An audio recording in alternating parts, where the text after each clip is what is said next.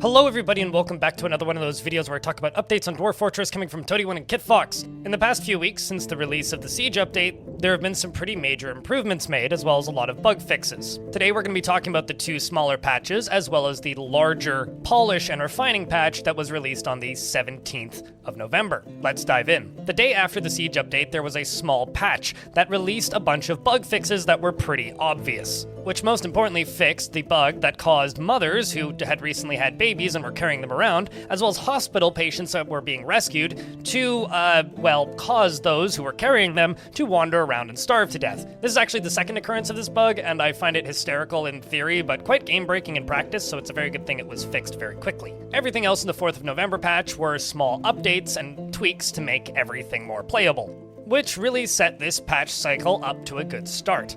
On the 10th, the Siege update received another fixing patch. This again fixed a bunch of smaller bugs that were quite detrimental if you encountered them, but stuff that I hadn't even noticed. Aside from this one point about rams, when they initially showed up in my first few fortresses, it seemed like they were very easily stuck or trapped because they often had a hard time getting to my fortress. But from what I can tell, this patch actually fixed that because since then they've been knocking down my walls without much issue. But at the time of recording, it is now the 17th, and we've just received our biggest improvement patch to the Siege update. So let's read through what Tarn has to say. Continuing to improve the Siege update, you can now view and set the status of your siege engines from a centralized tab. Lots of improvements for invader AI, and ogres look properly scary now. And there are also some general improvements to item pictures, as well as various stability fixes. So let's read through these patch notes, and then we'll talk a little bit more about these updates and what I hope to see from them. And I would also really like to see your feedback in the comments section below this video based on what you've seen from the Siege update so far, especially if you've been playing quite a bit and had multiple forts. Delving into the patch notes, it's sectioned off into two parts. The first is Siege updates and the second is general updates. For Siege updates, randomize attack times throughout a given season. The way this used to work is when enemies were attacking you from a specific location, it would take that amount of days for them to get to your fortress, the distance from your fortress to where that location is, making sieges happen at very specific times if you were getting attacked by a large faction, because their armies would congregate at their biggest population and then attack you from there. So if they were going to attack you on the 14th because they're 14 days away, they would always attack you on the 14th until you destroyed that location. Now I presume it's the 14th or later, because it would be a little bit odd if they could get there faster, unless they're of course leaving early or at the end of a different season. Thinking about the world simulation versus fortress mode to me is kind of important. Regardless though, this is definitely going to make sieges less predictable. They also added siege engines to places. This is maybe the biggest portion of this update for me. It adds this menu. Now if you look at this might not seem so crazy. It's a menu of all of your siege weapons and the ability to turn them all on and off with just one toggle, and also toggle them individually. And if you go in and rename these siege engines, then you can have even more control over where they are and who's being activated and when, without you having to manually click on every single one in order to activate or deactivate the siege engines. I love this change, and I'm so happy to see it. Now all we need is a centralized menu for all of our different ammunition for hunters, marks dwarves, and bolt throwers, and once we have that, I think they will have added all of the quality of life updates that I felt myself wanting after the initial patch. But continuing on, they fixed some issues with invader building targeting. They fixed an issue causing humans and elves to sometimes be unable to send serious attacks, fixed an issue causing more brazen thieves to not have their support groups, essentially stopping thieves to just show up before the little squad that's supposed to be defending them. They fixed an issue stopping beasts from exploring the map. One thing that a lot of players noticed is right after the Siege update released, forgotten beasts, when they wandered onto your map, would just hang around at the edge of the map and never attack you, until you approached them. And while this was a little bit interesting from a longtime player's perspective, it was kind of a game-breaking AI issue, so it's a good thing that that's been fixed. They stopped the immediate fleeing of non-ranged support groups, essentially non-ranged support groups that are supposed to attack after an initial enemy wave, presuming they would just stay stealthed or far away and just run off when the group that they're supposed to attack after ran away. Basically like parts of the army retreating for no reason. They made support groups want to leave soon after the group being supported is done or aborts. So if they're following a bigger or stronger crew and they're supposed to attack as they're attacking or after they're attacking, If that group is routed, they're more likely to leave and retreat. Ogres and blind cave ogres now have new graphics, including respect of blocks and great picks, and let me say that they are friggin' terrifying. They fixed an armor error, making certain creatures like ogres appear with incorrect ages. They also fixed an issue that was causing catapults and ballistas firing jobs to not cancel when requested. I ran into this a few times, but I thought that this had been fixed in an earlier patch. I had stopped running into it almost entirely, but maybe that's unique to me. And lastly, they fixed an issue with catapult and ballista's hover instructions, which I didn't notice, so it can't have been that big of an issue. And now we move on to the second section of the patch notes, which is general updates. They updated various item graphics. Now, they don't go into detail here, but let me know if you find any new ones, or things that have changed. They fixed occasional crashes in the Justice screen.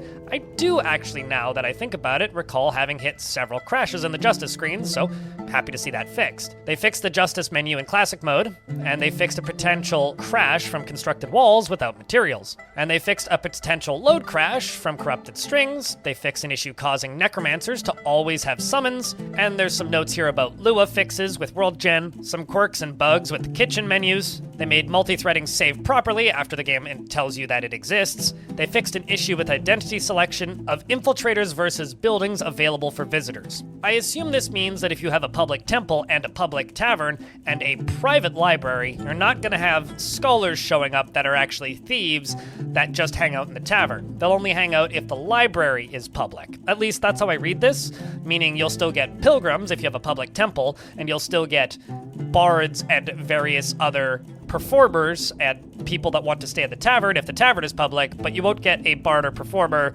that wants to hang out in your library, as an example. At least that's how I understand this. The last thing in the patch notes is just some additional stability changes, which is always a good thing that I won't complain about. Now, with all that being said, let me talk a little bit about my thoughts on this patch and the Siege update as a whole. When it comes to Dwarf Fortress, having played the game for a very long time, I'm used to the first few days after a patch being a little bumpy. Inevitably, some sort of edge case bug or weird glaring issue always comes up, and it always takes a day or two to filter out these main problems. As far as the Siege patch goes, I think this one was pretty smooth. Outside of the mounted creatures causing their carriers to starve to death problem, and siege engines, specifically rams, getting stuck when trying to attach your fortress, in my opinion, this was a very smooth release. And while things could always be better, or more stable from the get-go, I think Dwarf Fortress is actually in a pretty good place right now after this most recent patch. There was a few things that caused some pretty bad frame rate problems for myself initially, but I haven't encountered those since. And going through these patch notes, I like to think, or hope, that whatever that was has been solved.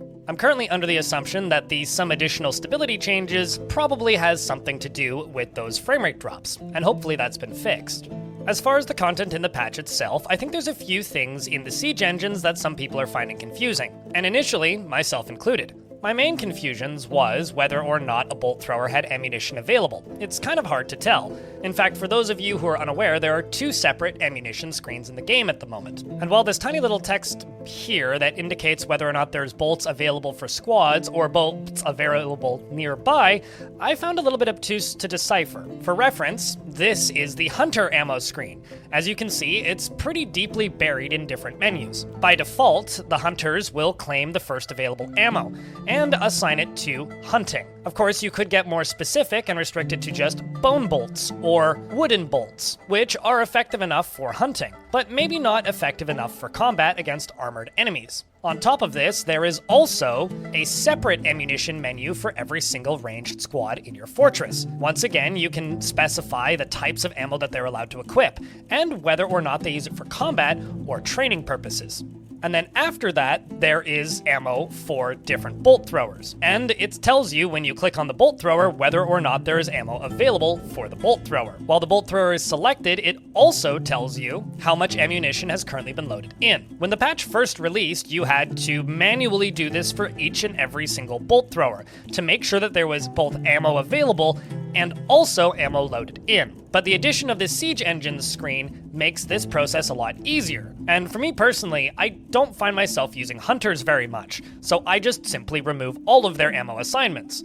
So once I've micromanaged the bolt throwers and my squads, it's pretty easy to make sure that there's materials available, either specifying a specific type of material that ranged squads use versus bolt throwers, or just making sure they have stuff equipped and assigned. The biggest request I have alongside of this current menu would be an ammunition menu that centralizes all of your squads, their ammo types, as well as hunters. Because having these two menus in different places currently for me is a bit silly and doesn't make much logical sense. In fact, I think most people don't know that the hunting ammunition menu even exists. Based on the amount of confusion I've seen people saying about Mark's dwarves not loading ammunition and not having ammo for bolt throwers. However, the addition of this Siege Engines menu is a huge step in the right direction, and it gives me a lot of hope for future quality of life improvements on such a quick timeline. And while we're at it, on the tasks screen, could I get a similar button to this one that's at the top of the Siege Engines that lets me turn all tasks on or off? That would be great. Most of the other changes are a little bit harder to discuss in this video. Obviously, I haven't seen every single one of the updated item graphics that have been added to the game. I don't yet know what the randomized attack time throughout a given season is going to play like in-game, and I have no idea what invader building targeting is going to look like in practice. But I can tell you that the new cave ogres look terrifying, and anything that fixes potential stability issues for the game is a plus. At the end of the day, I've been very happy with this patch cycle, and I'm curious to know your thoughts.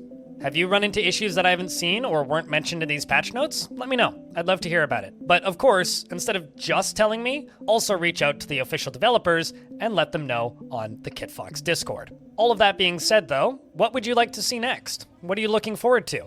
Have you played this update, or are you waiting for some more content? Let me know down in the comments section. A few updates on me personally. I'm currently in the planning stages of doing some more getting started guides for Dwarf Fortress, and I'm currently in the process of editing a video highlighting the first few sieges that came into my fortresses, sort of like a mini version of one of my bigger videos. And I would also like to mention that I've been doing a little bit of work behind the scenes with game music, which can be found over at gamemusic.net. They are the nonprofit that is putting together the Dwarf Fortress soundtrack release, which is currently available for pre-order. For those of you who are unaware, the lovely ASCII art inside of the gatefold is from one of my fortresses that I streamed in the past. And while I haven't been paid for this, they are providing a free copy of the record, as well as a couple copies of the Adventure Mode soundtrack for me to give away to my audience. If you'd like to know more about that, you should sign up to my newsletter, which can be found on my website. It doesn't cost anything, just an email address. Thank you very much for listening to this portion of the video, thank you very much for watching,